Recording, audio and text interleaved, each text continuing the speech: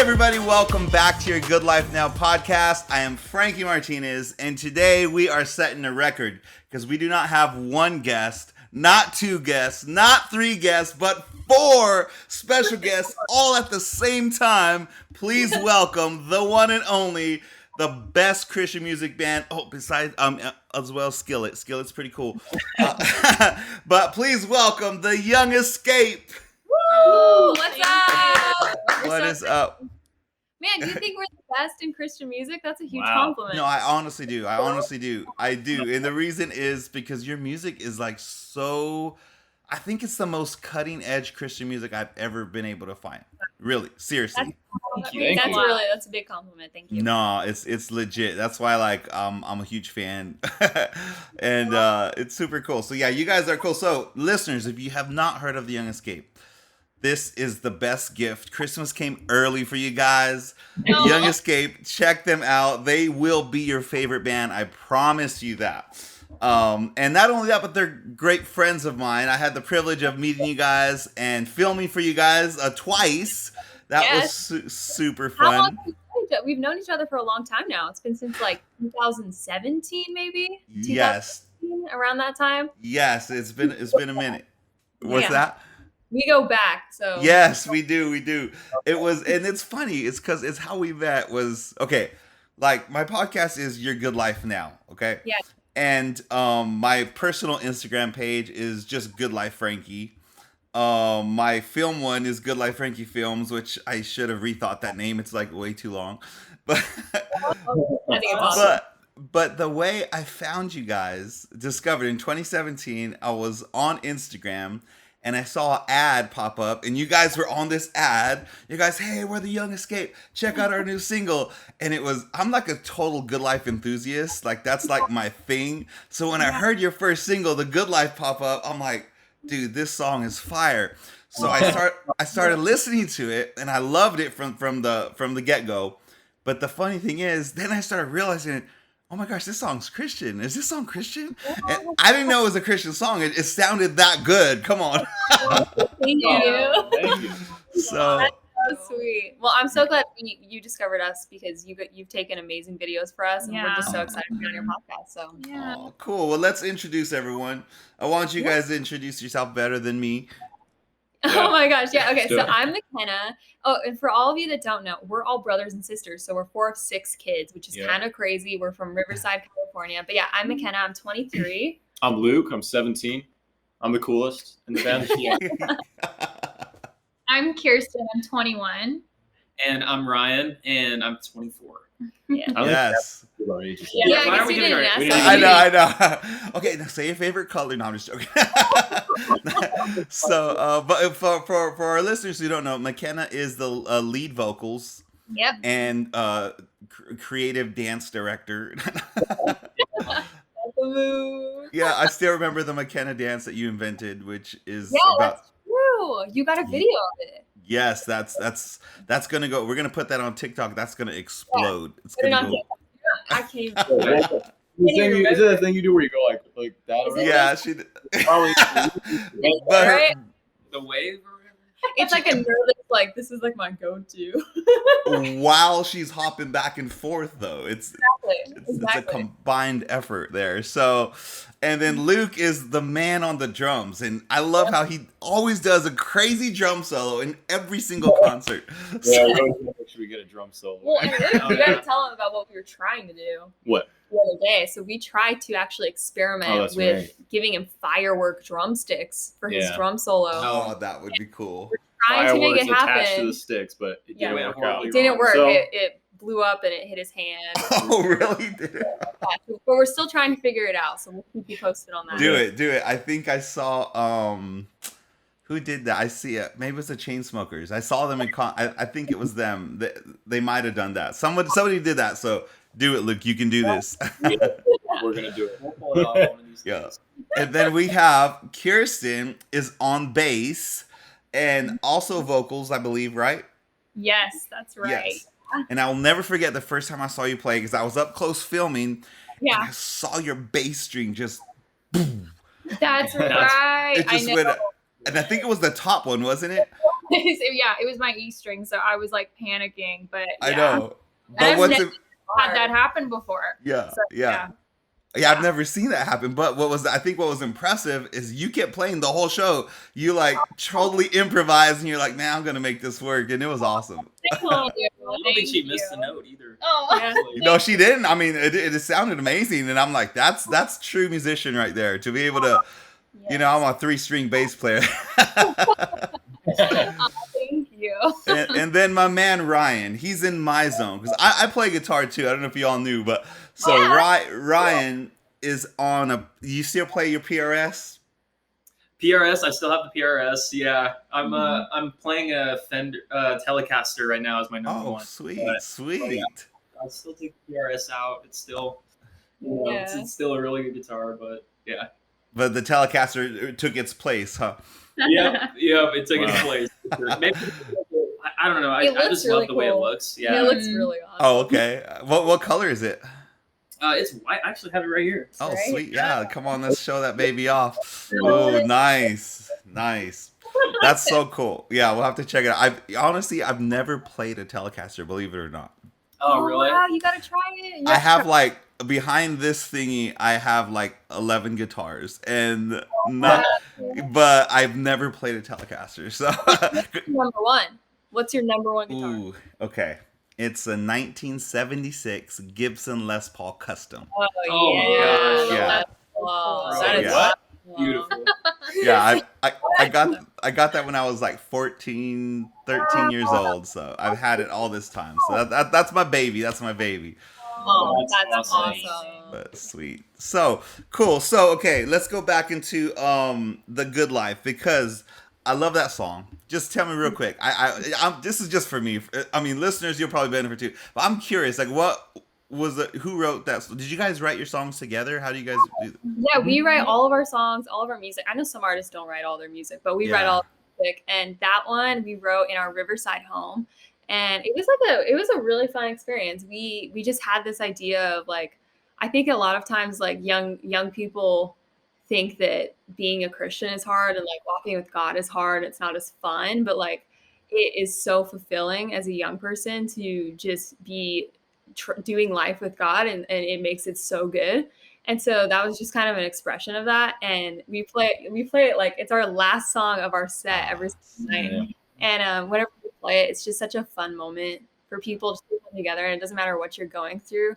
It is so good that God is in it with us. And so that's how like we can find joy in like the everyday things that kind of pull us down or anything we're walking through. And so that's kind of like what it's about. But yeah, because we think that life with God is just so good. And so I think that more people need to talk about that instead of, putting it down or like, I don't know, because we're young and we love God. And so that was. I know. That's what I love. That's what I love about you guys. I love that you guys are I'm super big on family too. Like I'm big on family. I mean, me and our family's really strong. We do like everything together, and my kids are grown now. My oldest daughter, she's 22. My youngest is 19, and I got a little 12-year-old boy who plays guitar too. But like, so I love that about you guys, and I love that like the second time I was with you guys. I saw your dad there, and to me that always impresses me and just blows my mind. The way you guys remind me of my family because they're very close knit. We're strong Christians. We believe in God and we live for God and all that. But I love the family factor about it because that's everything. It's so true. So that. Yeah, and your parents, I mean, I swear, I should get them on the podcast sometime because I see you guys and I'm like, man, you guys got to tell them that they have done an amazing job. They've done an amazing job. Yeah, we're so blessed to have them. It's so fun, like being out on the road. Like our dad is our tour manager, and so okay, sweet. It's so much fun to be on the road with our family, and we have 2 more little brothers, and you get it. It's just we do everything together, and so it's so much fun. We love it. It's beautiful. It's beautiful. Yeah. So, what do you guys think is the key to having a strong family? Wow. Oh, that's a big question. Man. I don't know if you can pick like one thing, but I think a big thing for us is like communication. And yes, I was literally just going to say the same thing. Communication, I think, is a big deal. Separate rooms. Yeah. Love it, Luke. Come on, that's wisdom of Luke. Luke chapter. No, Luke actually shares a room with Jack and Andy, our youngest brothers, so they watch SpongeBob every night and all that stuff. But yeah, no, family time is like our biggest. Like every Sunday, like we're really every night we get to eat around the dinner table together, and like a lot of our friends like don't even eat. That's huge, and I've actually read that somewhere in statistics that they say that families that actually eat together, they're stronger together, and it's something that's so like hard to do when kids get older and stuff like that, but something that we still do. I mean, it's harder now because my daughters, they're super in the health mode, so they don't want to eat what we eat all the time. But I'm like, is that Kyrsten? Oh man, but you know what? So we really that's a good point. That's a good point there. So, what else? What do you think, Ryan? I know you got some wisdom for the ages right here. I mean, what you say is probably going to be quoted on Instagram and blasted. But what do you feel the strength of family? Because you're the oldest, right? I'm the oldest. Yeah. Yeah. So you got that wisdom. So what is it? What's the key to a strong family? What do you think it is? Oof, it's a lot of pressure. I don't know. I think I would like second them in the whole communication thing, and also like just being honest, being able to be honest with each other. I think is important in any relationship, whether it be family or whatever relationship. But yeah, I think, and also like not taking family time for granted. I think that's really easy to do. Like I think I've found that out, especially like during quarantine. It's so easy to take this sort of dynamic for granted. Mm-hmm. And we talk to so many kids on the road who tell us like, oh man, I wish I could get along with my siblings the way you guys get along. Yeah. And, I think that is just so easy to just take for granted, Yeah. Our parents told us growing up, they were like, if you guys aren't going to be friends, then you guys can't have any friends. I love that. We were like, we're best friends. Yeah. And it's not because we were forced to be best friends, but it's like, that was always a priority. It's like, we weren't going to, like, if we were nice to our other friends, but we weren't nice to each other, like, we'd work on that. And so, yeah. That's cool. That's cool. That's a cool culture. That's a cool culture that your parents created. Because I think that's awesome. I mean, especially as you guys get older. I mean, I'm sure you see friends sometimes they come and go, but to have your siblings there with you, I mean, that's so cool. Especially you guys going on tour all the time and stuff like that. So speaking of the tour, what is it like being on tour together? All you guys. It's so much fun. We have so much fun together, and we're so excited because we're just now getting back on the road. Yes, I saw that. It's so hard because we went from being somewhere every single weekend for like a year straight to all of a sudden which was nice. It was really cool to like spend time at home writing and being with our family 24/7, because that is like our mom and our little brothers don't always get to come out on the road with us, and so that was hard, but we're hoping to get them back out. But it's so much fun. Luke's crazy because we're still traveling, and like sometimes when we do tours, we'll get on a bus and stuff with like, we've been on tour with David Crowder and people like that. And you'll get on the bus sometimes, but other times you're following the bus with your van. And that's most of the time for us. And so Luke gets really crazy in the van. No, we all start losing our minds. Yeah. But I lose my mind and I start cracking all these jokes, and they don't laugh at it. They think I'm. The best moments are when he like wakes up, because he'll take like naps in the back of the van, and like wake up, and we'll be on a long drive somewhere, and he'll just wake up in the most hilarious mood. Like, it's either hilarious or really bad. Yeah, sometimes he'll wake up in a terrible mood. Yeah. Oh, that's funny. Yeah, but because it almost creates like, I feel like we've gotten, especially now, like we're all like young adults. We started doing this when we were young kids, I guess, like teenagers. But now that we're all adults, like being on the road together and being in the trenches together, we have a lot more respect for each other, and like we're best friends doing it, and we're all like, I think Luke and I used to bonk heads a lot out on the because we have very similar personalities. We're both like very crazy, and then Ryan and Kyrsten are both very laid back and more like level-headed. And so, but I feel like as we've gotten older, we've all just been like, yeah, we have a lot of respect for each other now. Oh, that's awesome. Beautiful. Okay, so most embarrassing tour story. We have a lot. Okay, I'll say some. We have a lot of them. I get tired. And you know what? I actually think that you were at one of these moments. I want to say. Well, the first one was when we were in California. We had 2 shows back to back, and it was in San Diego and Anaheim. And I want to say you were in San Diego filming that show, and I was calling San Diego, Anaheim the whole night, and they were so gracious to me, so gracious. So I have a lot of stories like that, but even like I was calling Arkansas. I put some sauce at the end of it. But see, that's cool though. That's cool. Like people like that might catch, you know. It might catch. I was like Arkansas. I don't know what I was thinking. I was tired. But that's happened to me. We'll say that's cool, but that's not cool. Yeah. That was cool. So did anyone give you feedback on that, or no? No one caught it. Everyone is always so gracious towards me. With that kind of stuff. You play it off well on stage. I'll play it off because well. It's easy to get embarrassed in front of a ton of people, but you play it off. Thank you. Well, so. Thank you. Thank you. But yeah, so that was embarrassing for me. I don't know if you have. I feel like Luke and I probably have the most embarrassing moments. But well, all my moments I bring upon myself. That's true. Like, so I'll walk on stage in a Spider-Man sleeper. Oh, that's true. It's embarrassing, but I knew what I was getting into. But you like being embarrassing. Yeah. That's sweet. That's funny.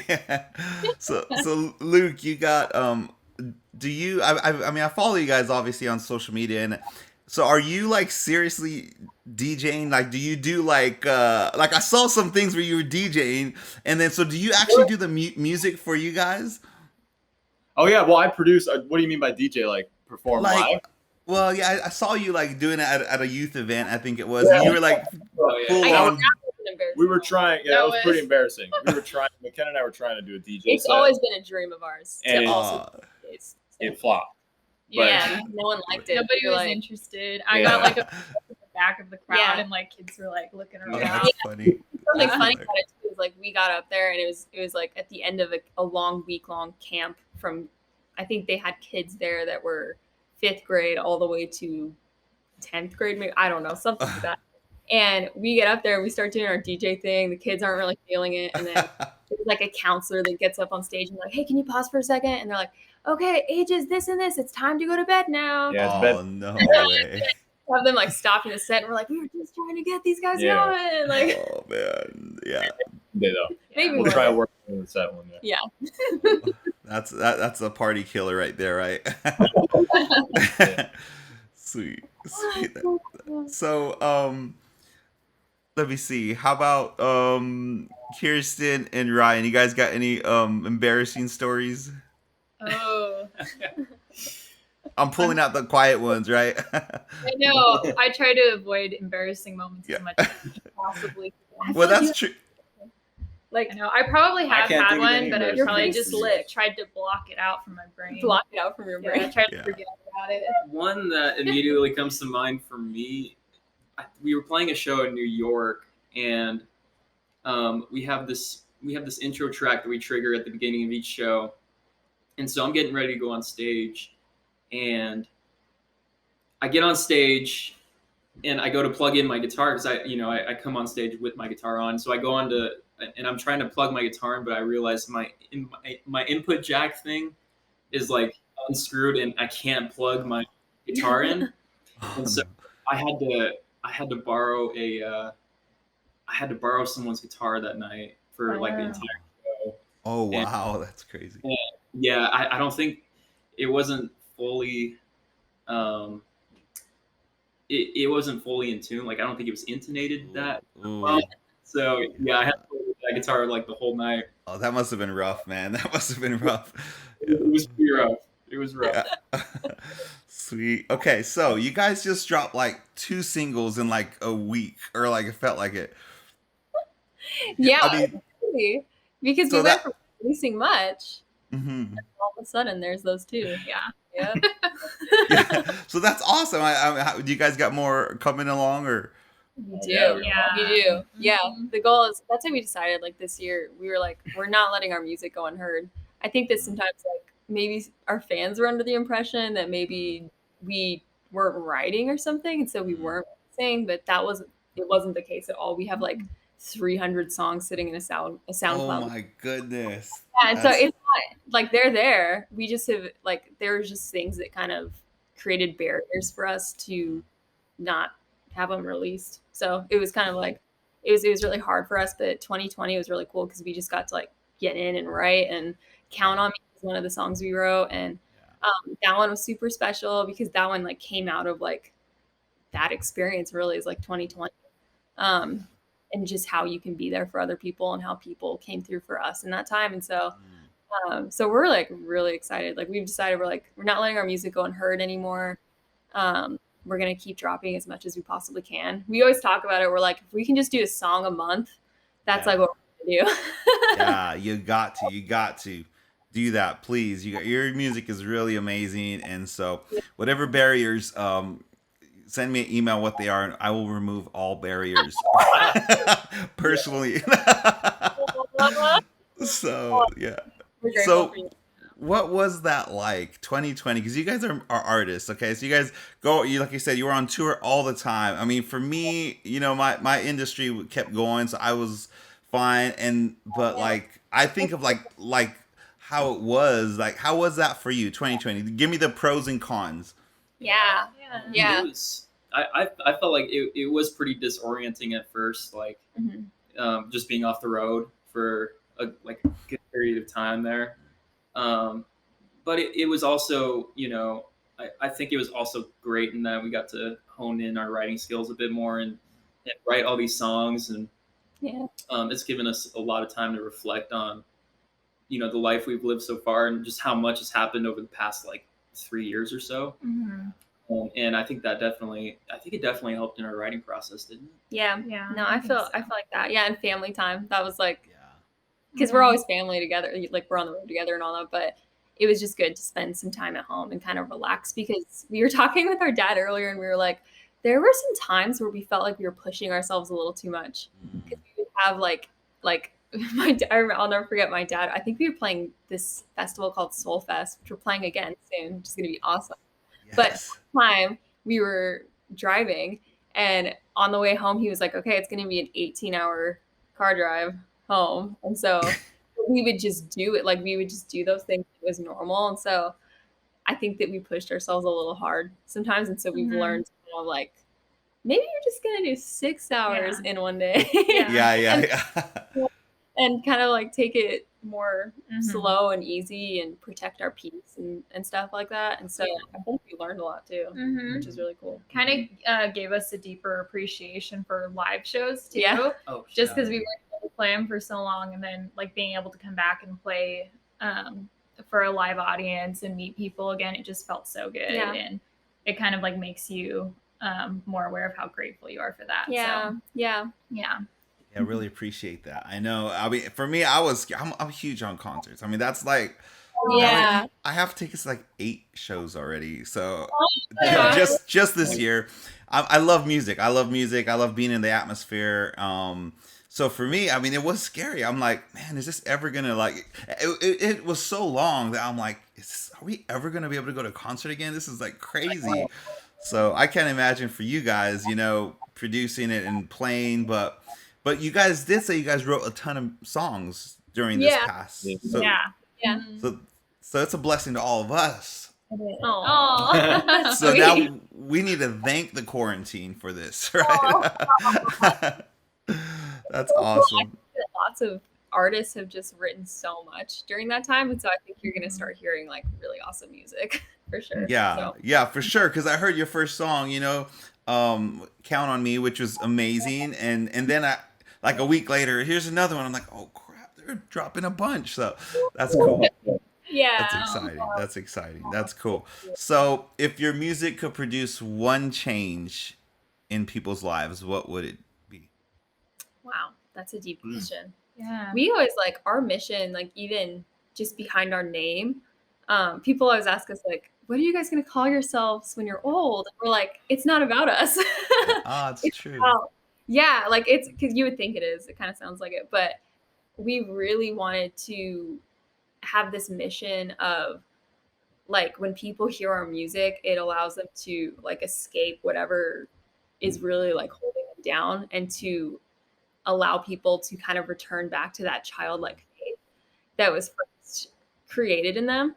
And I think that so often, like, and we've realized that as we get older, like life, is not easy. It throws a lot of hard punches, and you kind of like will become maybe, I don't know, like cynical and just different things like that kind of can take away from your joy and that childlike faith. Like we look at our little brothers and we see how like full of life they are and how trusting in God that they are. And it doesn't matter what they're going through. Like they're always like that. They're always like playing outside and like living this good life. And, but I think like the core of it is childlike faith. And so we just pray, like just with our concerts and when people hear our music, that it gives them a different perspective of God and in whatever circumstances, no matter what season they find themselves in.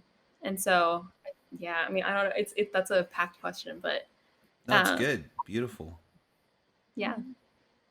Beautiful answer. And I mean, that's what I love about your music. I mean, the lyrics are so faith building, it's so faith building. It's not like, I don't know. I mean, I don't know if you noticed, but for me, like some worship songs, they're emotional, but they're depressing, and I'm just like, just like, and I'm like, that's like not cool. Like I like getting touched emotionally, but your songs are uplifting about how things are gonna get better and stuff like that. So I think I like to listen to that better than just like feeling all down and out or whatever. Just so I think that's cool. So how do you guys? I mean, I know you guys were probably raised in a Christian home, right?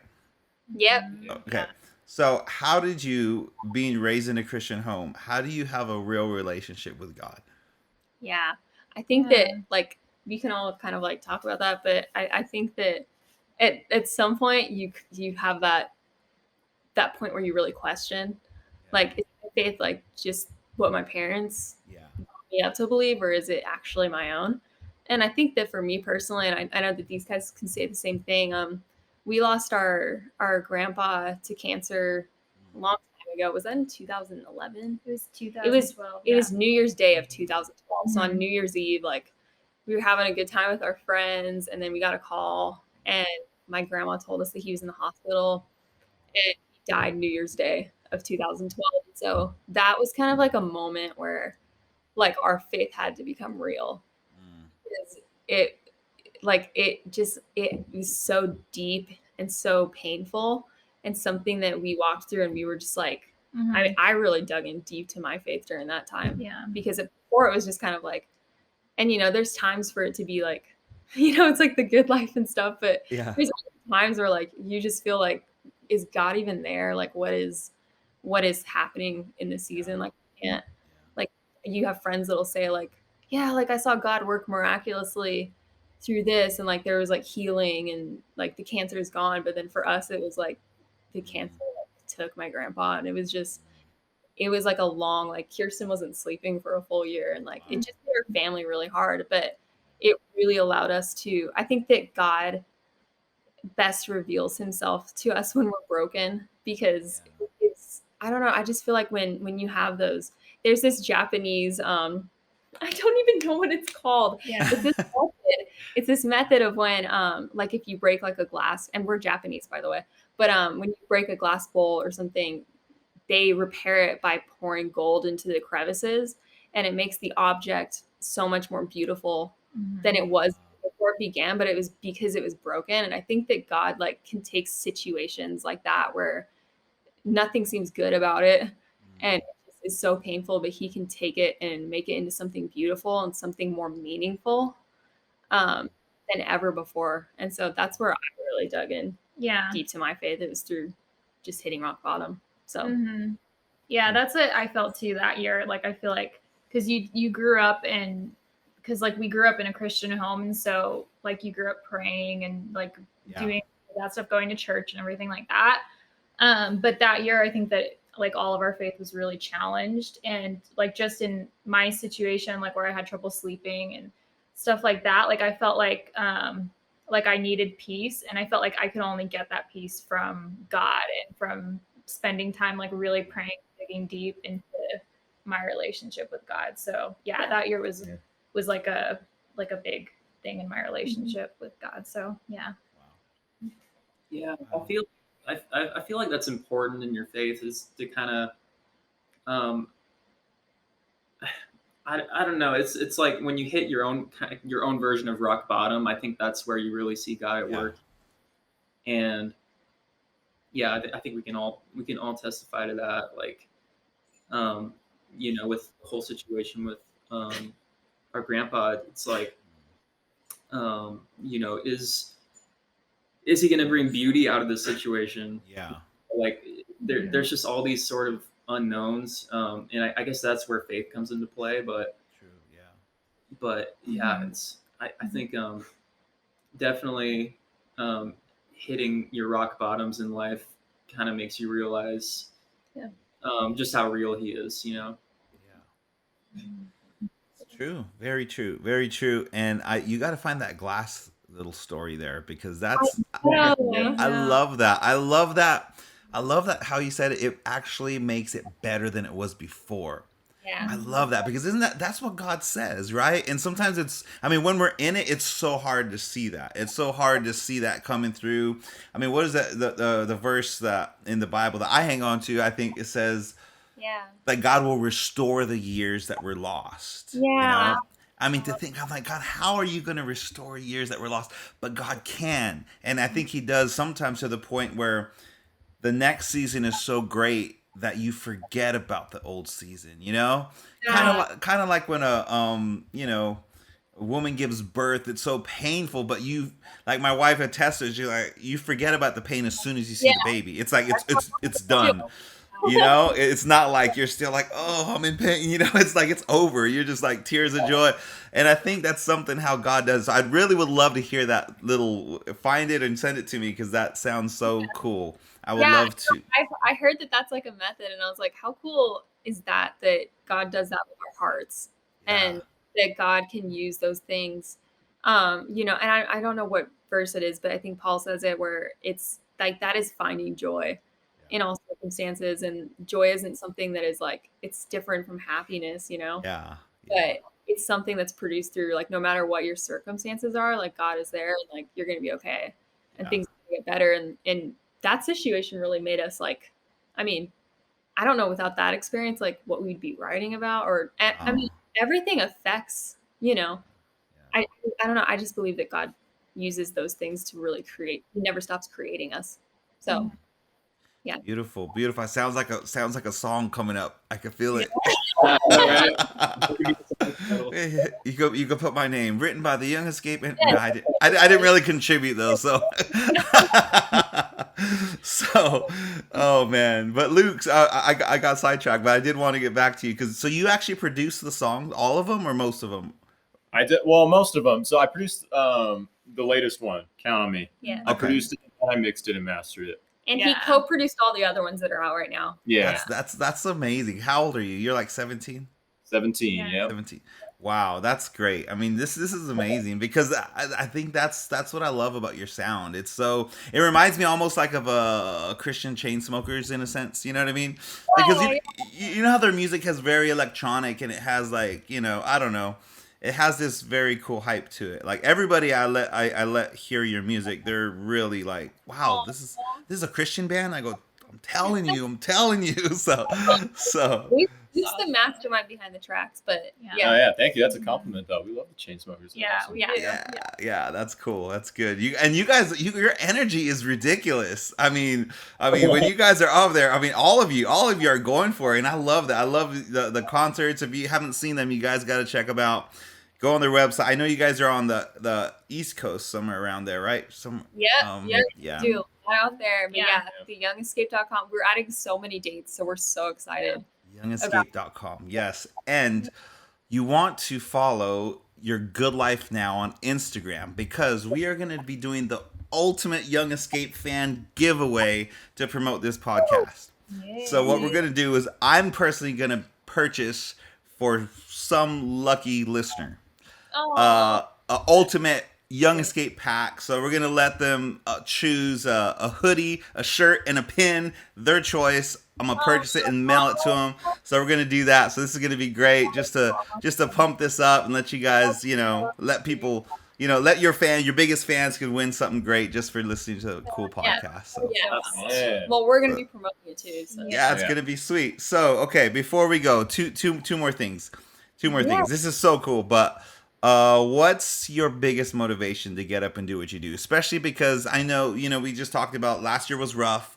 As you're getting older, you're facing the reality, which is a like you said, I relate to it too. When I was super young in my faith, it was so fiery, and then you get older and you realize, oh my gosh, there's a real world out there. There's like real responsibilities. There's like stuff we got to do now. So, but what motivates you to get up and put on a smile and keep on going?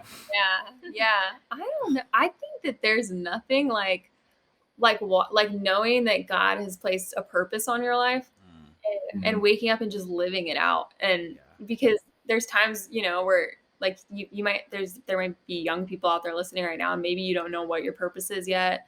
And maybe you feel like God's not being clear about it, but it's not up to you to decide that. Like God is the best at using unqualified people, whether you believe in yourself or not. And he is so good at taking like the smallest things. If you're faithful in the little things, then he's going to give you the big things. And if you ask him, like if you ask God to be clear with you, like he's going to get clear with you. And so I think that like waking up in the morning and knowing that like this is what I was created to do, what else would I be doing? You know what I mean? Like I just want to like pour like 100% of myself into that. And so that's what motivates me. But I think we just love to do it too. We love it. Like stressed out or whatever. My go-to thing is to go listen to music, go create, or go work on music. Yeah. Just a love for it too. Yeah. I think That's also good. hearing people's stories, like as to how like our music has affected them, or like after when we meet people at shows, like it kind of reminds you why you're doing it. And just like it's cool to see that you can make like kids our age and just everybody feel less alone in whatever they're going through. So that's a big thing. Yeah, I think for all of us. So. And that's the reason we missed being on the road, was because there's just nothing like making that connection. You know what I mean? Yeah. To have a kid out there who is going through struggles, and to be able to look up onto the stage and kind of be like, oh wow, I mean those kids really, they're going through the same stuff I'm going through. I mean, they're really no different than I am. And so like being able to connect with different people that way is, there's just nothing like it. Yeah. It's true. And music is so powerful. It's so much more, it's like preaching, but with a beat, you know what I mean? Basically it's what it is. That's what I speak a lot. And when I speak, I tell like youth groups, it's like your music is like it's basically what you're listening to is preaching to you. It's preaching to you a message, but with a beat, and so the beat is what draws out the emotion. It makes the message more powerful, because now it's not just words being communicated, but it's an emotion. It's a whole feeling. And so I think music is the most powerful way to convey a message, and I think where was it? I think like even the for example, old hymns from 100 years ago, people still sing them because it's music, it's a melody. How many people are preaching the same sermon from 100 years ago? That's true. It's not, it doesn't happen, So I'm more of a preacher than a singer. So my messages that I speak, or, people won't remember them 100 years ago. But in 100 years, people will be like, this is the good life. You know what I mean? It would probably be in the elevator by then, there'd probably be like, elevator music, Your words are powerful. Your words are so powerful. Oh man, that's cool. So I think that's cool to know that you guys, I just really admire you guys, and I love what you're doing, because it has influenced me. It's changed my mood when I'm, different seasons. I love, especially, I keep going back to that song. I'm telling you guys, maybe do like a rebrand or stars. Oh, That song. Oh, that song. Wow, you remember that song. That song is deep. That song is deep. And that the lyrics and the way it's beautiful. Maybe an acoustic version to switch it up, Get Ryan on acoustic guitar, get a cajon for Luke and do I don't know, that'd be cool. But yeah, so like I think it's cool to know that just to encourage you guys to keep doing what you're doing because I think it's even the what do you call I saw some of the statistics that your songs have hit #1 on the charts for your 2 first singles. That's amazing to think about the literally millions of people who you're ministering to without even knowing it. So you're sitting there eating Jersey Mike's and you're like someone's like totally crying, or getting ministered to by your music while you're just eating Jersey Mike's, so crazy. Yeah. Crazy. That means so much. Thank you. We needed to hear that. So that means a lot to us. Thank you. Yeah, it does. It is ministering to more people than you think, and when you don't even think about it, even while eating Jersey Mike's. Speaking of Jersey Mike's, what's your favorite Jersey Mike sandwich? Mike's Way. Mike's Way. Turkey. Mike's Way. Mike's Way. Yeah. Mike's Way. Mike's Way is the only way, but I think it's number 13. I don't know if it's the same over there. Oh, okay. Really? Okay. Yeah. Yeah, number 13 is really. I think it's 13. What does he say? He says it should be number 1. The sandwich number 1. Yeah. What is this? Just sponsor this, and like we could all be eating Jersey Mike's right now together. Totally. You have like the Young Escape guitar picks with Jersey Mike's emblem on the back.